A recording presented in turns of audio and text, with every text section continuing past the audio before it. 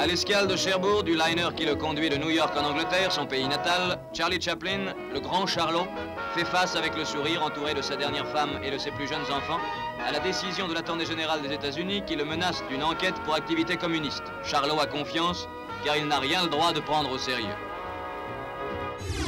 4 jours de vacances à bord du France, la durée de la traversée New York-Le Havre, ont été la récompense d'Éric Tabarly, le vainqueur de Plymouth Newport, la course des solitaires. Nous avons eu le privilège d'effectuer le voyage avec lui et de constater que la gloire subite du jeune officier de marine n'a en rien altéré une modestie qui prend souvent l'aspect de la timidité souriante. Sur le plus long paquebot du monde, Tabarly ne pouvait pas ne pas penser à son petit Penwick II qui l'a mené au triomphe. Au cours de cette traversée sans histoire, c'est à la passerelle de commandement que l'on vit le plus souvent Éric Tabarly et le commandant Robichon remit son propre ruban de la Légion d'honneur au chevalier de l'Océan.